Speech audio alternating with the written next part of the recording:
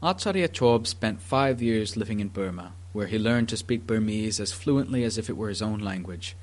The reason he eventually returned to Thailand concerned the Second World War.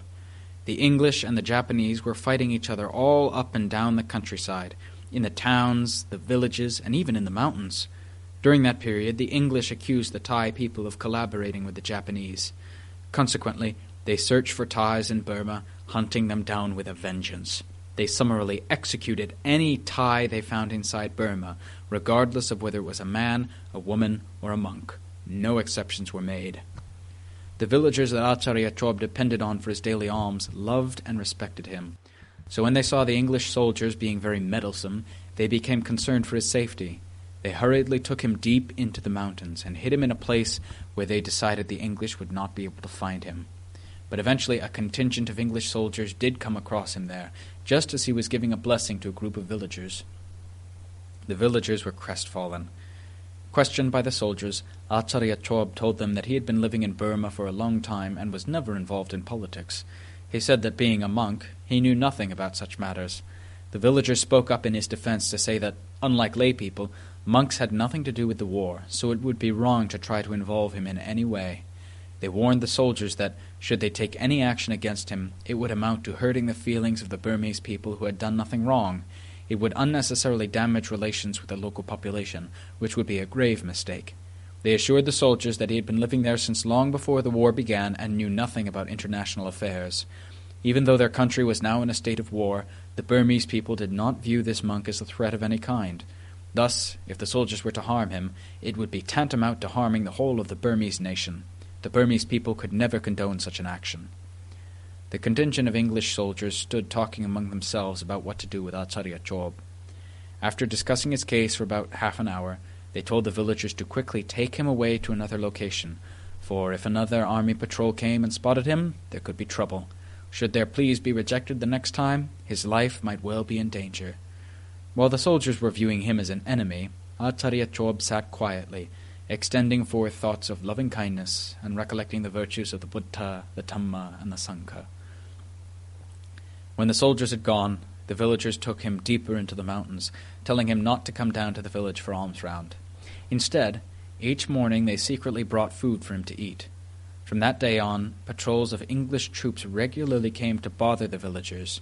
Soon patrols were coming daily to ask the whereabouts of the Thai monk, and it became increasingly obvious that he would be killed if they found him. As the situation worsened, the villagers became more and more concerned for his safety.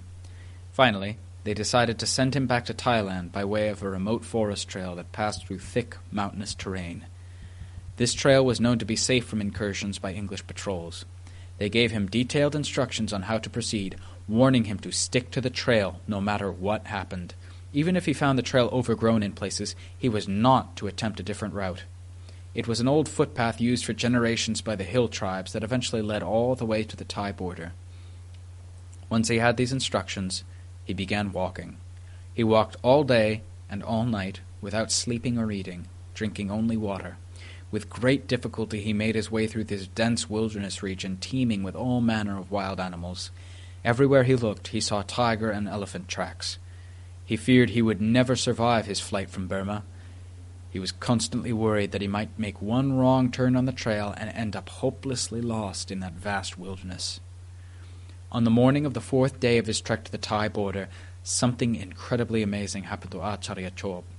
Please reserve judgment on this incident until you have read the whole story. As he crested the top of a mountain ridge, he was so extremely hungry and exhausted that he thought he couldn't possibly go on. By that time he had been walking for 3 days and 3 nights without any sleep or food. The only breaks he had taken were short periods of rest to alleviate the physical stress of such an arduous journey. While dragging his enfeebled body over the ridge, a thought arose in his mind. I have walked the entire distance to this point, risking my life with every breath I take, yet somehow I'm still alive. Since starting out, I've yet to see a single human habitation where I could request alms food to sustain my life. Am I now going to die needlessly for lack of a single meal? I have suffered enormous hardships on this trip. At no other time in my life have I suffered so much. Is it all going to be in vain? Have I escaped war, a sphere of death everyone fears, only to die of starvation and the hardships of this trek? If, as the Lord Buddha declared, there really are devas in the upper realms, possessing divine eyes and ears that can truly perceive at great distances, can't they see this monk who is about ready to die at any moment? I do believe what the Lord Buddha said, but are the devas, who have received kind assistance from so many monks, from the Buddha's time until the present day, really so heartless as this? If devas are not in fact hard-hearted, then let them demonstrate their kindness to this dying monk, so that their pure, celestial qualities can be admired. No sooner had this thought occurred to Acharya Chob than something incredibly strange and amazing happened. It was almost impossible to believe. As he staggered along that remote mountain trail, he saw an elegantly dressed gentleman who bore no resemblance to the hill tribe people of that region, quietly sitting at the side of the path, holding a tray of food offerings up to his head. It seemed impossible. Acharya Chob was so flabbergasted by what he saw that he got goose flesh and his hair stood on end. He forgot all about being hungry and exhausted. He was wholly astounded to see a kind-looking gentleman sitting beside the path about 25 feet ahead waiting to offer him food. As he approached, the gentleman spoke to him. "Please, sir, rest here a while and eat something to relieve your hunger and fatigue. Once you've regained your strength, you can continue on. You're sure to reach the other side of this vast wilderness sometime today." Acharya Chob stopped, put down what few requisites he was carrying, and prepared his alms bowl to receive the food that the gentleman was offering. He then stepped forward and accepted the food. To his amazement, as soon as the food items were placed in his bowl, a sweet fragrance seemed to permeate the whole surrounding forest. The amount of food he was offered by the gentleman was exactly the right amount to satisfy his needs, and it had an exquisite taste that was absolutely indescribable. This might seem like an extravagant exaggeration, but the truth of what his senses perceived at that moment was so amazing as to be virtually impossible to describe. When the gentleman finished putting food in his bowl, Acharya Chob asked him where his house was located. He said that he had been walking for 3 nights and 4 days now, but had yet to see a single human habitation. The gentleman pointed vaguely upward, saying his house was over there. Acharya Chob asked what had prompted him to prepare food and then wait along that trail to offer it to a monk. How had he known in the first place that there would be a monk coming to receive it? The gentleman smiled slightly, but didn't speak. Acharya Chob gave him a blessing, after which the gentleman told him that he would have to leave, since his house was quite some distance away. He appeared to be quite different from the average person in that he was remarkably dignified, while speaking very little.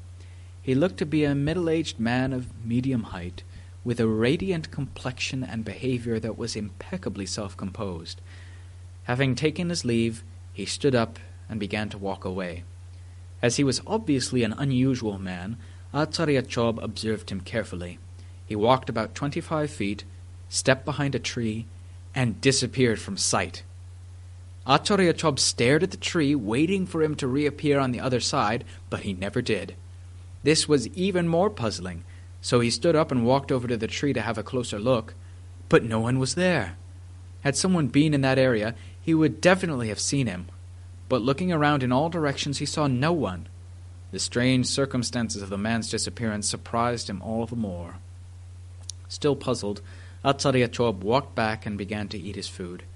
Tasting the various foods he had been given, he found them to be unlike the human cuisine that he was used to eating. All the food was wonderfully fragrant and flavorful, and perfectly suited to his bodily needs in every possible way. He had never eaten anything like it. The food's exquisite taste permeated throughout every pore in his body, which had so long been oppressed by hunger and fatigue. In the end, he wasn't sure if it was his extreme hunger that made it taste so good, or the celestial nature of the food itself. He ate every last morsel of what was offered, and it turned out to be exactly the right amount to fill his stomach. Had there been even a little extra, he would have been unable to finish it. Having eaten, he set off again, feeling incredibly robust and radiant, not at all like the person who was at death's door a short while before. Walking along, he became so absorbed in thinking about the mysterious gentleman that he forgot about the rigors of the journey, the distance he had to walk, and whether or not he was on the right trail. As evening fell, he emerged from the other side of that vast wilderness just as the mysterious gentleman had predicted. He crossed the border into Thailand with the same feeling of joy that he had been experiencing all day. The mental and physical distress that had tormented him earlier in his journey had disappeared after his morning repast. When he finally crossed into Thailand, the land of his birth, he knew for certain that he was going to live. He said that the strange gentleman he met was surely a Davic being and not one of the local inhabitants. Think about it. From the point where he met that gentleman to the point where he entered Thailand, he encountered not a single human habitation. The whole affair was very puzzling. Ordinarily, one would expect to meet with at least a small settlement of some sort along the whole of that route through Burma. As it turned out, his evasion of the army patrols had been so successful that he had encountered neither people nor food. It had been so successful that he had nearly starved to death.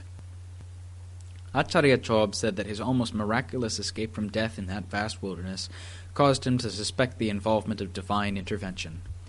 Although the wilderness he passed through teemed with dangerous wild animals like tigers, elephants, bears, and snakes, he never encountered them. The only animals he came across were harmless ones. Normally, someone trekking through such a wilderness would encounter dangerous wild animals daily, especially tigers and elephants, and there was a very strong possibility that that person might be killed by one of those savage beasts. Surely his own safe passage can be attributed to the miraculous properties of Dhamma, or miraculous intervention by the Devas, or both. The villagers who helped him escape were very concerned that he would not survive the threat posed by dangerous wild animals, but there had been no other choice. Had he remained in Burma, the threat posed by the war and the English soldiers was even more imminent. So, opting for the lesser of two evils, they had helped him escape from the land of bloodthirsty people, hoping that he would survive the savage beasts and enjoy a long life, which is why he was forced to make the perilous trek that nearly cost him his life. Please contemplate these mysterious happenings for yourself. I have recorded the stories just as I heard them, but being reluctant to pass judgment on them alone, I would prefer that you come to your own conclusions. Still, I cannot help but feel amazed that something so seemingly impossible actually occurred. Due to the rigorous nature of Acharya Chob's Tutanga Kammartana lifestyle, he has had many other similar experiences, for he always prefers living and practicing in remote wilderness areas. Since he lives deep in the forest, few people dare to go visit him, so his involvement with society is very limited.